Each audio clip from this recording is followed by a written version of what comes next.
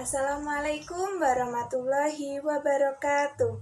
Halo teman-teman semuanya, perkenalkan kami dari kelompok 1 mata kuliah Pancasila yang terdiri dari saya, Ayu, rekan saya Basika, Laili, Syafa, Maulidia, dan Isna.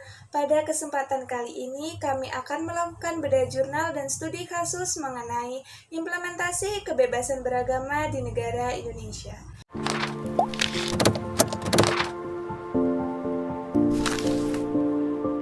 Di sini kami akan memaparkan 3 jurnal. Jurnal yang pertama berjudul Implementasi Prinsip Kebebasan Beragama. Jurnal yang kedua, Kebebasan Beragama sebagai bagian dari Hak Asasi Manusia atau HAM. Dan yang terakhir, jurnal yang ketiga, Tolak Ukur Implementasi Kebebasan Beragama berdasarkan Perspektif Hukum di Negara Indonesia. Untuk selanjutnya akan dipaparkan oleh rekan saya, Basika. Halo semuanya, di sini saya akan menjelaskan tentang implementasi kebebasan beragama melalui jurnal yang telah saya baca dan saya rangkum. Dari jurnal ini disebutkan bahwa pada UUD NKRI 1945 secara tegas menjamin kebebasan beragama dan berkeyakinan. Hal ini tertuang pada pasal 28E bahwa setiap orang bebas memeluk agama dan beribadah menurut agamanya, dan setiap orang berhak atas kebebasan meyakini kepercayaan. Pada prinsipnya sendiri, hak ini merupakan sebuah non-derogable rights atau hak yang tidak dapat dikurangi. Pada pasal 29 juga menyatakan negara menjamin kemerdekaan tiap-tiap penduduk untuk memeluk agamanya masing-masing dan untuk beribadah menurut agamanya dan kepercayaan itu. Di dalam jurnal ini juga disebutkan bahwa HAM berperan penting dalam kebebasan beragama yang ada di Indonesia. Pengakuan terhadap HAM sendiri di dalam Konstitusi Indonesia memiliki corak yang menarik, yaitu mengenai persamaan hak terhadap pemeluk agama dan keyakinan yang berbeda, kebebasan untuk berpendapat, kebebasan untuk menentukan nasib, lalu ada juga tuntutan terhadap persamaan hak lainnya. Oleh karena itu, kebebasan beragama dan berkeyakinan merupakan hak asasi manusia yang paling mendasar, melekat pada tubuh manusia dan tidak dapat dipisahkan oleh siapapun dan oleh apapun. Salah satu contoh kasus keagamaan yang baru-baru ini terjadi di Indonesia yaitu pembunuhan 4 petani di Poso oleh kelompok teroris MIT atau Mujahidin Indonesia Timur. Kelompok tersebut membunuh 4 orang warga di Desa Kalimango, Kabupaten Poso di Sulawesi Tengah pada Selasa 11 Mei 2021. Keempat warga tersebut merupakan petani di desa setempat yang sedang bekerja di kebun. Saksi mengatakan bahwa ia melihat anggota MIT yang dipimpin oleh Qatar bersama 4 orang lainnya yang mengarah ke kebun.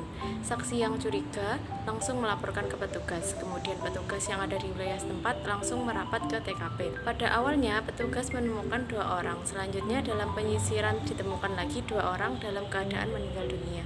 Awal mulanya wilayah Poso identik dengan serangkaian konflik yang berujung pada kericuhan. Bahkan di kawasan ini pula sempat terjadi konflik komunal yang melibatkan kelompok agama seperti Islam dan Kristen. Salah satu jurnal mengenai konflik di Poso menyebut, pertama kali konflik komunal terjadi pada 24 Desember 1998. Insiden saat itu terjadi karena pertikaian antar pemuda yang kebetulan berbeda agama, tapi lantas memunculkan sentimen keagamaan yang cukup tajam antara umat Islam dan Kristen lantaran bertepatan dengan momen perayaan Natal dan Ramadan yang bersamaan. Ketegangan lain menyusul bertahun kemudian pada Mei 2000 hingga Desember 2001.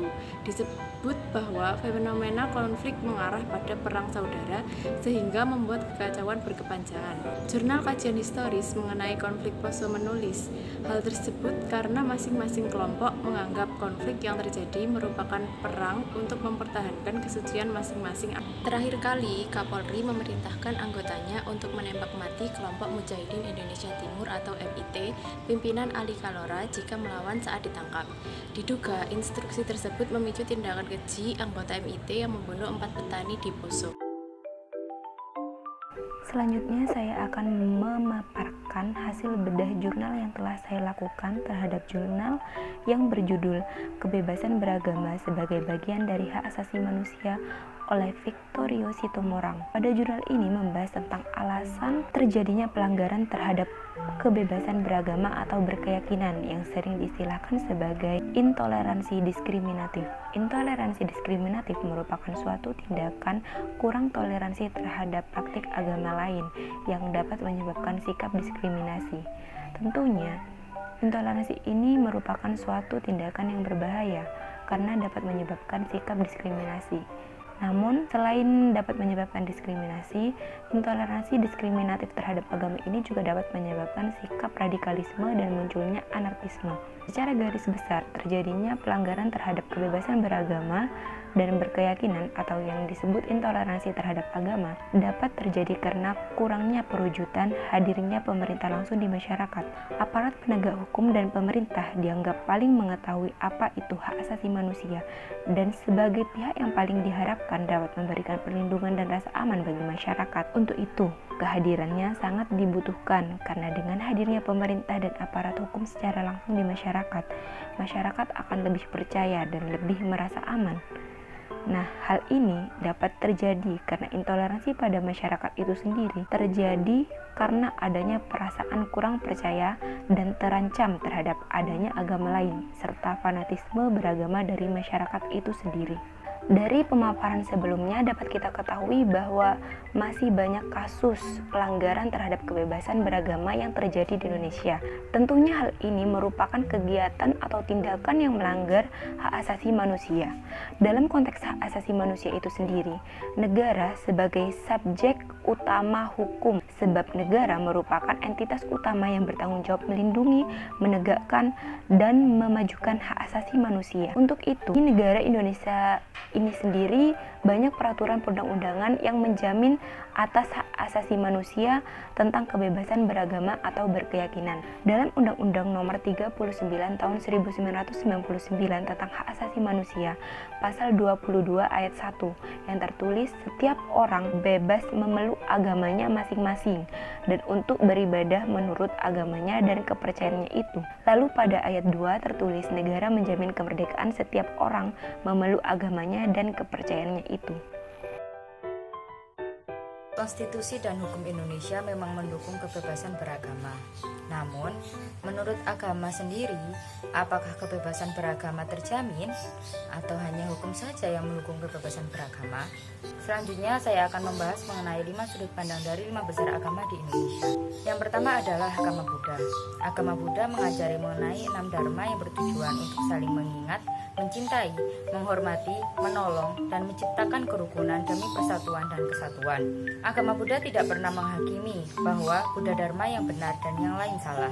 Paceka Buddha mengatakan bahwa yang mencapai kesucian dengan kemampuan sendiri dapat menurunkan ajaran, tapi tidak mampu membimbing siswanya hingga mencapai kesucian. Berdasarkan sikap agama tersebut, sikap agama Buddha adalah inklusivisme, di mana di luar agama yang dipeluk ditemukan kebenaran tetapi tidak sebenar agamanya. Yang kedua adalah agama Hindu. Menurut ajaran agama Hindu pada kitab Bhagavad Gita 4:11 mengatakan bahwa tidak ada yang salah dalam memuja Tuhan, yang penting adalah niat tulus ikhlas dalam beribadah. Berdasarkan kitab Rigveda 1.164.46 menekankan bahwa setiap agama itu memuja Tuhan yang sama, hanya saja penyebutannya yang berbeda. Oleh karena itu, agama Hindu termasuk dalam sikap agama universalisme, di mana hanya penyebutan Tuhan saja yang berbeda, sehingga tidak ada alasan untuk memecah belah. Yang ketiga adalah agama Islam. Agama Islam memandang bahwa setiap individu bebas memilih dan mengimani agamanya, serta mengamalkan sepenuhnya ajaran agama yang diyakininya. Islam memberi kebebasan kepada umatnya untuk memeluk agama masing-masing dan tidak diperbolehkan memaksakan keyakinannya kepada orang lain. Hal ini didukung dalam kitab Al-Quran, tepatnya pada surah Al-Baqarah ayat 256, surat Al-Kafirun ayat 6, surat Al-An'am ayat 108, surat Yunus ayat 99, surat Al-Kahfi ayat 29, dan surat Al-Wasiyah ayat 21 hingga 22. Untuk menghormati kebebasan beragama dan sumber yang berasal dari kesepakatan manusia terdapat dalam Piagam Madinah pasal 25, Konferensi Jenewa, dan Deklarasi Kairo pasal 18. Yang keempat adalah dari sudut pandang agama Katolik yang didasari oleh Konsili Vatikan II pada tahun 1962, di mana semua orang harus kebal terhadap paksaan dari pihak manapun, sehingga dalam hal hal keagamaan tidak seorang pun dipaksa untuk bertindak melawan suara hatinya. Kemudian, yang terakhir yaitu dari sudut pandang agama Kristen. Norma kebebasan beragama diatur dalam pertemuan perencanaan yang diadakan dalam Swedia pada tanggal 12 hingga 14 Maret tahun 1979 atas undangan Dewan Gereja Dunia yang dihadiri perwakilan Islam maupun perwakilan Kristen. Pertemuan tersebut melahirkan beberapa prinsip atau norma dalam rangka mewujudkan kerukunan hidup bersama atas asas kebebasan hidup beragama. Jadi, sesungguhnya tidak hanya hukum yang menjamin kebebasan beragama, namun agama masing-masing itu menjamin kebebasan beragama. Selanjutnya, saya akan menjelaskan terkait contoh kasus yang kedua tentang penyerangan gereja Santa Litwina di Sleman, Yogyakarta pada tanggal 11 Februari tahun 2018. Adapun kronologi dari kasus tersebut yakni jamaah di gereja Santa Litwina diserang oleh seorang pemuda bernama Suliono yang sedang membawa pedang. Serangan itu dilakukan pada saat umat agama Katolik sedang mengikuti misa yang dipimpin oleh Romo Edmund. Kala itu Suliono mengamuk sehingga warga kesulitan untuk meredam amukan dari Suliono. Remaja berpedang tersebut lantas menyerang Romo Edmund dengan 3 kali bacokan. Setelah melukai Romo Edmund, ia bergerak ke kanan kiri di mimbar untuk membuat kekacauan di dalam gereja Santa Litwina di Sleman, Yogyakarta. Akibat dari penyerangan gereja Santa Litwina Sleman, Yogyakarta yakni terdapat 4 korban. Romo Edmund terkena sabetan pedang di bagian belakang kepala serta petugas Ajun Inspektur 1 Munir dari Polsek Gamping terkena luka di bagian tangannya. Suliono baru bisa dilumpuhkan beberapa saat setelah polisi tiba di lokasi kejadian. Setelah 3 tembakan diletuskan ke arah lutut kiri dan kanan Suliono. Polisi bersama warga langsung meringkus Suliono. Namun meski sudah ditembak kakinya, Suliono tidak menyerah. Suliono tetap berusaha menyerang anggota kepolisian, sehingga petugas polisi sampai jatuh dan hampir terkena sabetan pedang. Kabid Humas Polda Yogyakarta, Ajun Komisaris Besar Yulianto mengaku belum berencana memeriksa kejiwaan Suliono. Namun pemeriksaan kejiwaan bukan tidak mungkin dilakukan guna kepentingan penyelidikan dan penyidikan. Polisi masih terus menggali keterangan para saksi guna mengungkap motif dan mengetahui secara jelas kronologi peristiwa penyerangan di gereja Santa Litwina Sleman, Yogyakarta. Pada tanggal 12 Februari tahun 2018, Kapolri Jenderal Tito Karnavian mengungkapkan bahwasannya ada indikasi kuat Suliono kena paham radikal yang pro kekerasan. Aksi Suliono dipastikan tidak terkait dengan kelompok manapun. Dia menyerang gereja Santa Litwina atas inisiatifnya sendiri setelah mendapatkan pemahaman dari dunia maya yang salah.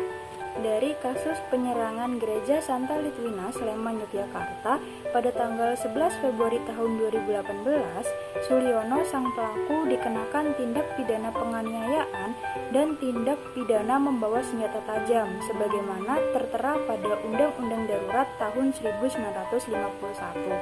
Namun, kepolisian tidak menampik akan menjerat Suliono dengan pidana lainnya. Hal ini dikarenakan mengingat proses penyidikan Suliono masih terus berlangsung. Menurut Wakil Ketua Setara Institut, Bonar Tigor Naipospos mengatakan bahwa kasus yang terjadi di Gereja Santa Litwina Sleman, Yogyakarta ini merupakan serangan kepada kebebasan beragama. Hal ini dikarenakan kejadian tersebut berlangsung saat sedang beribadah. Selanjutnya saya akan menjelaskan hasil bedah jurnal ketiga yang berjudul Tolak Ukur dan Implementasi Kebebasan Beragama dalam Perspektif Hukum di Indonesia yang ditulis oleh Ibrahim Sagio dari Universitas Tanjung Pura. Secara garis besar, jurnal ini membahas mengenai bagaimana kebebasan beragama di negara Indonesia. Telah kita ketahui, negara Indonesia merupakan negara yang toleran terhadap kebebasan beragama rakyatnya. Negara tidak mengintervensi agama, bahkan negara memfasilitasi manifestasi dari semua agama dan keyakinan secara adil dan tidak melakukan diskriminasi terhadap kelompok-kelompok agama atau kepercayaan yang ada di Indonesia. Namun, saat ini, pada kenyataannya, implementasi dari kebebasan beragama ini masih menimbulkan banyak permasalahan. Bahkan, isu-isu terkait topik agama merupakan hal yang cukup riskan untuk disinggung. Oleh karena itu, penulis pada jurnal ini melakukan studi pendekatan secara sosiolegal untuk mengetahui bagaimana tolak ukur dan implementasi kebebasan beragama dalam perspektif hukum di Indonesia. Sehingga dapat disimpulkan berdasarkan jurnal ini bahwa tolak ukur dan implementasi kebebasan beragama dapat dilihat dari bagaimana sih peran pemerintah sebagai lembaga negara dapat menjamin tidak adanya kegamangan penegak hukum dalam menangani kasus keagamaan yang ada di Indonesia. Kemudian teman-teman pasti bertanya, lalu bagaimana sih peran pemerintah yang seharusnya? Pemerintah adalah struktur kelembagaan terbesar Indonesia. Mengapa saya sebut sebagai lembaga? Karena pemerintah punya andil besar dalam mengatasi konflik internal. Telah kita ketahui bahwa munculnya isu-isu mengenai agama ini salah satunya disebabkan oleh pemerintah yang gagal dalam memberikan rasa aman terhadap masyarakat dalam menjalankan kehidupan beragamanya. Kesalahan utama pemerintah adalah selalu saja memunculkan identitas salah satu agama kepada publik tanpa pernah berfokus mengatasi masalah yang ada. Begitu juga yang terjadi dalam kasus terorisme yang telah disampaikan oleh rekan-rekan saya sebelumnya, di mana seharusnya terorisme itu merupakan masalah tentang keamanan nasional, bukan masalah identitas agama. Namun seringkali dalam terorisme malah mengungkit masalah identitas Islam sebagai pelaku teror. Dan ini adalah bukti kegagalan lain pemerintah dalam mengatasi konflik beragama. Berita terorisme yang selalu membuat masyarakat gelisah seringkali diakhiri dengan isu miring terhadap lembaga atau ormas agama tertentu. Harusnya di sini pemerintah harus lebih fokus kepada pengusutan pelaku teror tanpa harus menguak identitas keagamaannya. Karena sekali lagi, terorisme adalah isu keamanan nasional, bukan masalah identitas agama. Nah, teman-teman, tadi telah dibahas tentang beberapa pemaparan materi dan juga contoh studi kasus implementasi kebebasan beragama. Sekarang saya akan menyimpulkan tentang implementasi kebebasan beragama itu sendiri. Nah, kebebasan beragama itu sendiri penting untuk ditegakkan. Saya sebagai pemenuhan salah satu bagian penting dari HAM yang paling pokok juga untuk melaksanakan amanat UUD 1945 NKRI. Selain itu, pada hakikatnya, kuatnya nilai-nilai keberagamaan dalam masyarakat Indonesia menjadi salah satu alasan bangsa Indonesia berjuang merebut dan mempertahankan kemerdekaan. Sebab keberagamaan telah menjadi bagian pokok yang membentuk nilai-nilai moral, budaya, dan norma hukum di Indonesia yang didasarkan pada ketuhanan Yang Maha Esa.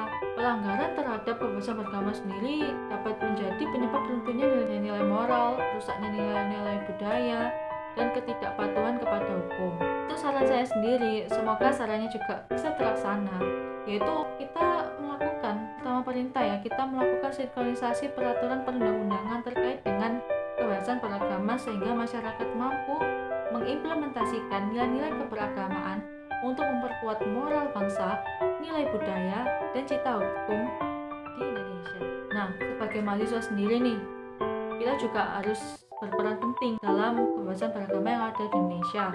Nah, salah satu peran penting yang mahasiswa bisa kasih untuk kebebasan beragama di Indonesia sendiri adalah toleransi. Sebagai mahasiswa, kita harus bisa menjunjung tinggi nilai toleransi dalam kebebasan beragama, tidak saling menjatuhkan ataupun mengejek antar agama lain. Karena peran mahasiswa sendiri dalam memperkuat toleransi sangat penting dan semakin penting di masa sekarang ini dan di masa yang akan datang. Seperti itu. Dan juga karena telah selesai sudah tentang pemaparan materi dan beberapa contoh studi kasus yang ada, saya mau mengucapkan terima kasih dan semoga video ini menjadi bermanfaat dan juga bisa diambil hikmah dan pelajarannya. Karena mengimplementasikan kebebasan beragama di Indonesia sendiri itu sangat penting, karena Indonesia itu memang penuh dengan bermacam-macam agama, terutama ada 6 agama di Indonesia sendiri dan kita hidup berdampingan tentunya. Jadi kita harus bisa saling menghormati, saling bertoleransi dan juga saling menghargai satu sama lain antar agama lain. Bila ada salah kata juga, saya mohon minta maaf. Semoga video ini menjadi bermanfaat dan juga menginspirasi, memotivasi dan juga membuat masyarakat sadar tentang kebebasan beragama sendiri di Indonesia. Begitu, saya mengucapkan terima kasih yang telah menonton video ini dan wassalamualaikum warahmatullahi wabarakatuh. Cinta Indonesia.